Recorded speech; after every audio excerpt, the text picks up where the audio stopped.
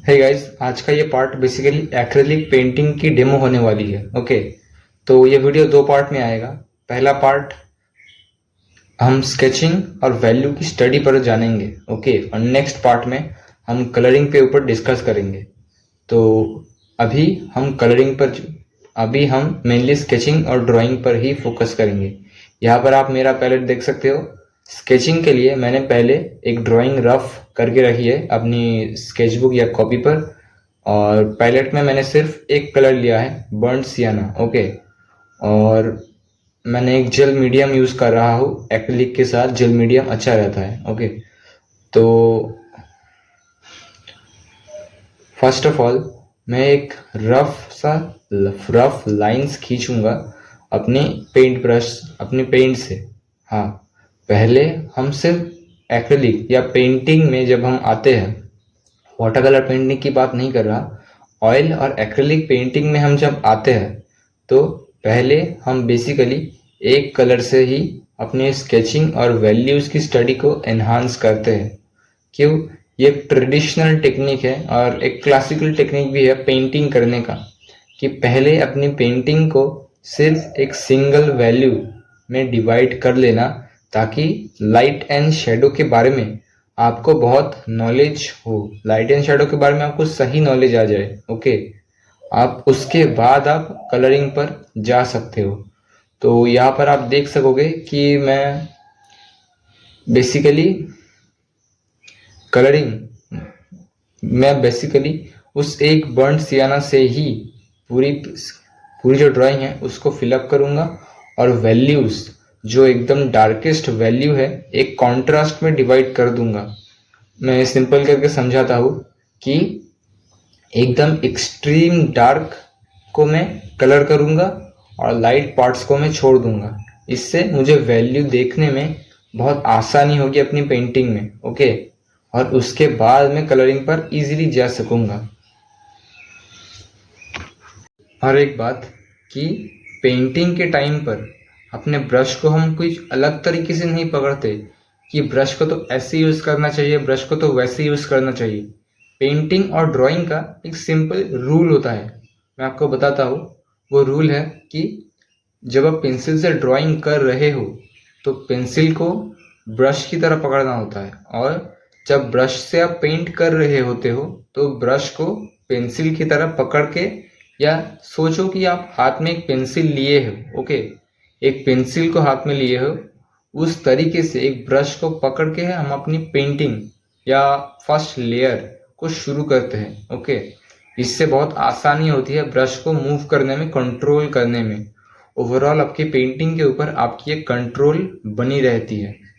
और पेंटिंग की एक और भी चीज़ है कि अगर आप एक बार पेंट लग गया तो आप मिटा नहीं सकते, पर एक्रेलिक और ऑयल में जबकि आप मिटा सकते हो, वाटर कलर में नहीं मिटाया जा सकता। ओके, और आप चाहो तो किसी भी मीडियम को ट्राई कर सकते हो। मैं एक बुक को पढ़ रहा था, तो बुक का नाम था landscape Carlson's guide to landscape painting. Okay, तो वहाँ पर उन्होंने एक बात कही थी कि वाटर कलर को हैंडल करना थोड़ा एक्सपीरियंस्ड काम है। ओके, कोई एक्सपीरियंस्ड आर्टिस्ट वाटर कलर को इजीली हैंडल कर सकता है, इसीलिए हमारी वाटर कलर बिगड़ जाती है। ओके, तो पहले पहले हमें ऑयल या एक्रिलिक जिन मीडियम में मिस्टेक होने के बाद मिटाया जा सकता है, जैसे ग्राफाइट और चारकोल भी है, तो इन मीडियम्स को हमें चूज करना चाहिए। ओके, मतलब वाटर कलर भी किया जा सकता है, बट इन मीडियम्स से पहले शुरू करने से आपके मिस्टेक होने के चांसेस बढ़ जाते हैं, आपकी एक्सपीरियंस बढ़ती है, नॉलेज बढ़ती है, और उस नॉलेज को आप वाटर कलर में भी यूज़ कर सकते हो। क्योंकि वाटर कलर एक तो मिटाया नहीं जा सकता, एक बार मिस्टेक हो गई तो आप मिस्टेक्स को ठीक नहीं कर सकते। तो इसीलिए आपको थोड़ा एक्सपीरियंस्ड और नॉलेजेबल होना ज़रूरी पड़ता है। ओके, वहाँ पर हालांकि वाटर कलर में भी बहुत एक्सपेरिमेंट करने के बाद आप में भी नॉलेज आ जाती है। तो एक्सपेरिमेंट वाटर कलर को मास्टर करने के लिए करते रहना पड़ता है। ओके, इससे क्या होता है, हम नॉलेज गेन होती है। सेकेंडली, हम वाटर को कंट्रोल करना सीखते हैं। वाटर कलर के ऊपर भी मैं फ्यूचर में वीडियो लाऊंगा, आप कनेक्टेड रहिएगा। और ये सारी थॉट्स मैं आपको बता रहा हूँ क्योंकि इन सारी थॉट्स को मैं खुद भी पेंटिंग के टाइम पर सोच रहा होता हूँ, तो आपको शेयर करता हूँ ताकि आप जान सको कि पेंटिंग के टाइम पर माइंड में क्या चल रहा होता है या कौन सी चीज़ों के बारे में हमें समझनी पड़ती है।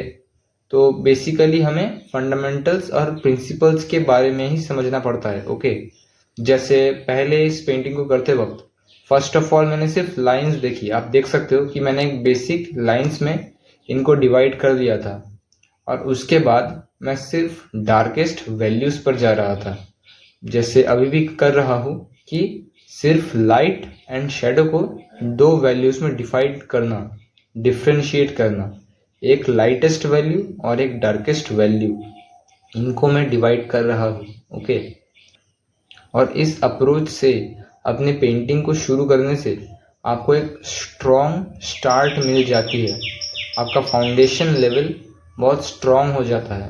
पेंटिंग की जो पहली स्टेज है, फर्स्ट स्टेज को आप बहुत स्ट्रॉन्गली करते हो, इससे क्या होता है नेक्स्ट स्टेजेस, लेटरल स्टेजेस आपके लिए इजी बन जाती है। ओके, बट इसका मतलब ये नहीं है कि आप ड्राइंग पर फोकस नहीं करोगे। मैं ब्रश को ऐसे मूव कर रहा हूँ क्योंकि पेंसिल पर भी मुझे इतना एक्सपीरियंस है। उस एक्सपीरियंस के दम पर, उस प्रैक्टिस के दम पर मैं पेंटिंग में ब्रश को भी अच्छी तरीके से मूव कर रहा हूँ।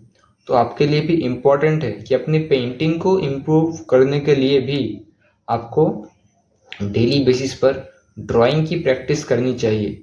ड्राइंग मतलब प्रोपोर्शंस, वैल्यू, कुछ शेडिंग वगैरह वगैरह, इन सारी चीज़ों पर डेली काम करना होता है, तभी आप दूसरे मीडियम्स पर भी इजीली इम्प्रूव करते हो। ओके,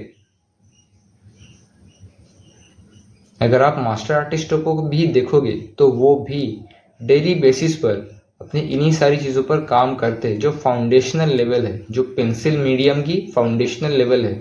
अब उसके बाद वो लोग different different medium, water colour, acrylic, oil, इन मीडियम्स में स्केचिंग करते हैं, एक्सपेरिमेंटेशन करते हैं। इससे उन्हें दूसरे मीडियम्स पर भी बहुत नॉलेज और बहुत एक्सपीरियंस गेन होता है। और ये जो अप्रोच मैं अभी कर रहा हूँ कि वैल्यूज़ को डिफाइन करना, ये हम ज़रूरी नहीं कि आप हमेशा फाइनल पेंटिंग के टाइम पर भी करो। कभी कभी पेंटिंग को स्किप करके सिर्फ इस बेस लेवल की प्रैक्टिस भी आप कर सकते हो। इससे आपकी वैल्यूज़ और ड्राइंग बहुत फास्ट इंप्रूव होती है। ये एक इम्पॉर्टेंट पॉइंट है। ओके, तो गाइज लेटर ऑन में ऐसी ही वीडियोस लाने वाला हूँ। और अगर वीडियो में आपने कुछ सीखा या आप लेटर ऑन जिन टॉपिक्स पर वीडियो चाहते हो, आप कमेंट में मुझे बेझिझक बता सकते हो, क्योंकि इससे मुझे जानने का मौका मिलता है कि आपको किन किन चीज़ों पर प्रॉब्लम आती है, तो मैं उन चीज़ों पर फ्यूचर में वीडियोस या प्रैक्टिसेस ला सकता हूँ जो आपकी हेल्प कर सके। ओके, आई होप आपको वीडियो पसंद आया होगा। मिलते हैं नेक्स्ट वीडियो में। और अगर आपको ड्राइंग की लेवल पर प्रॉब्लम आती है तो मेरे चैनल पर एक पोर्ट्रेट ड्राइंग की भी मैंने वीडियो बना के रखी है, आप चाहो तो वो भी देख सकते हो।